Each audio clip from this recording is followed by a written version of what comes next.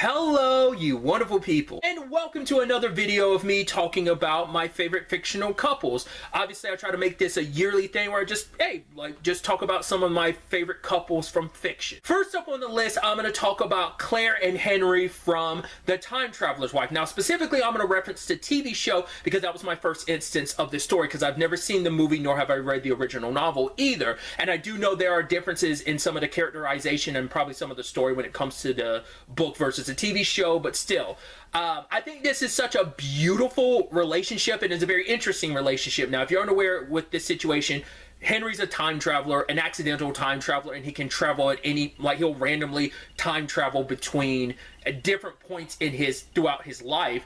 And him and Claire are in this very interesting spot where they basically meet each other out of sequence. So Henry, who's well into the relationship, can end up meeting like an 18-year-old Claire type of situation. So it's something like that. Like the best comparison I can make is actually another couple I've talked about amongst my favorite couples, and that is the Doctor and River Song from Doctor Who, because their love story is out of time. They constantly meet each other at different points in times in their relationship and their history. And I can only now in retrospect believe that relationship has to be like an homage to this story in particular, but you know, there's a lot of direct parallels, so that makes me think that. But either way, I think it is this interesting, conversation of free will versus things being predetermined. You know, it's like, right, you know that you're meant to be with this person, so it's a combination of fighting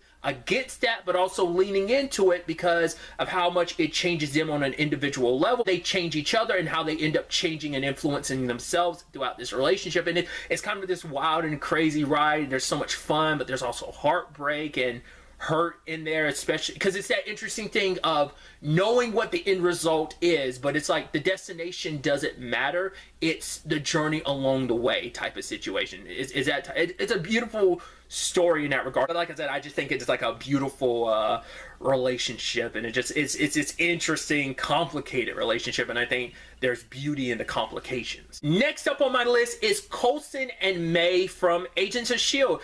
I think they're just this interesting couple because they've known each other for such a long time, and for them to have finally gotten together was such an interesting thing, especially how they complement and contrast each other so much. Obviously, without really getting into it, I sadly ended up picking a lot of couples that there's a lot of tragedy related towards in this this particular grouping, but I do apologize. But obviously, they had their tragic nature as well, but it is this thing, I don't know, it's this interesting partnership for so long, and it took a while, but for them to finally kind of get together and for their story to have the moments that they have, to be the couple that they were, you know, and obviously with the way Agents of S.H.I.E.L.D. plays out, that complicates things in the last 2 seasons. I'll just say that. That complicates things specifically on May's part, but also even on Coulson's part to some extent. It's the journey type of situation because obviously, once again, their relationship hit some interesting and complicated bumps in the road. But like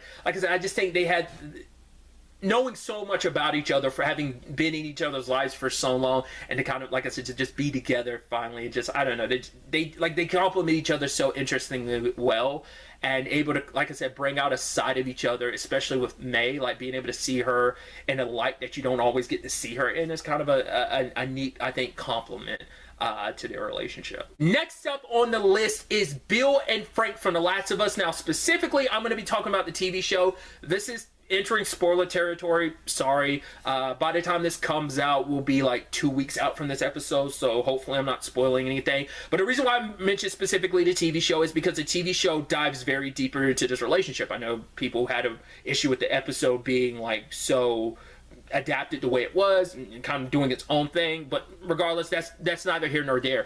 I do think this is another beautiful relationship, which once again I had to reference the kind of tragedy behind it and stuff like that. But the fact is that a beautiful story of two strangers meeting in the apocalypse. You know, and the fact of the matter is, you can find someone when you spend so much time alone, especially in Bill's case. It's like, yeah, I was alone, I hated people, but then I found someone that I loved, someone I wanted to protect, I wanted to be with, you know? And it's like, no, they didn't see that turning into what it did. And yes, we get like little spurts of their relationship, but a relationship that spans about 16 or 17 years, something like that. Just kind of getting that journey, and there's just so many levels to it, especially because, you know, it's like Bill probably never really 100% figured out his sexuality. So in this moment of this, it's the end of the world, you're not really a people person, and not only do you connect with someone after 4 years, after being in the apocalypse alone for 4 years, you know, being isolated, and to find someone and to find like, you know, figure out your own sexuality in the process, like it's a lot happening all at once,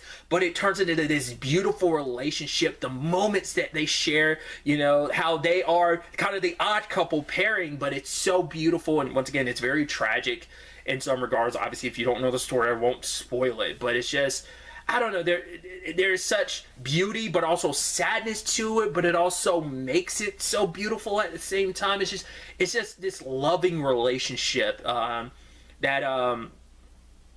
I don't know, man, it you can't help but have like it tugs on your heartstrings. Like, you're just like, it's just legitimate. I mean, the episode in general is just beautiful, but because of this relationship, it makes that episode so beautiful. To be able also to get to see this side of Bill, because if you play the video game, you know that's not the same Bill you get, and to get this different version of Bill, which obviously there's criticism from people because they didn't like that, but you know, to each their own, right? But I still think it doesn't take away from the episode. Next up on my list is Lyra and Will from His Dark Materials. Now, specifically, I'm going to reference the TV show because I've never read any of the His Dark Material books, but this is an interesting relationship because it is something that you've seen kind of build up over the course of the series. Like, I always kind of got this inkling, like, oh, is there going to be a Will and Lyra thing? I'm like, oh, maybe I'm reading too much into it. And then, you know, spoilers, Lyra and Will do get together at the end. But it's like, yeah, because they've been through this like wild adventure together, and they've had each other's back. It's like,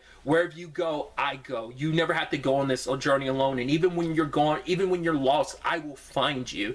And to see where their story ends up at the same time too. Once again, I won't go into direct spoilers. Once again, another tragic relationship. Like most of this list is, like I said, tragic relationships. But there's something beautiful, and especially because they're so young, it makes me go like, I talked about this previously, it made me nostalgic, because I'm like, I remember being young and in love. I was like around their age when I had my first girlfriend, and then the first time I ever fell madly in love with a girl was around that same time too, and it made me nostalgic for that, because it's like young love. It's so innocent, it's so pure, it's so beautiful, and it just kind of makes you, I don't know, it's just that first love, you know, it's a very unique experience, which it obviously should never take away from any love after the fact. Obviously, you should never take, and their relationship actually kind of plays into that a little bit, that notion. But once again, I don't want to get too much into it, but it is that interesting thing of, just like I said, that first love is something special, I think. I think it's a feeling like everyone can remember, like, oh yeah, I remember the first time I fell madly in love with someone. And also that notion of love not worth dying for, love worth living for. And I think that quote in itself encapsulates that so much. I mean, I think that's what love should be. Love should be your reason, not like, oh, I'm going to die for this. I was like, no, love should be your reason to live. And I just think that's so... It's so beautiful, and it encapsulates their relationship and everything that they've been through together. Once again, like being side by side through all of it, you know, always being connected in that regard. And I think it's so beautiful. And once again, you know, if you know the story, like the tragic nature of what their story is, but there's also like that beautiful silver lining of, you know, maybe despite separation, that they'll find their way to each other again, like they always do. And finally on this year's list is going to be Enma and Hook from Once Upon a Time. Enma being the child of Prince Charming and Snow White, and obviously Hook as in Captain Hook, and obviously this is a very different circumstances, but this is such an interesting relationship just because it's a relationship I would have never thought I'd see coming, just because it's like, right, and that also kind of plays into the Snow White and Prince Charming of it all, because they had the most very complicated relationship, and I actually had them previously on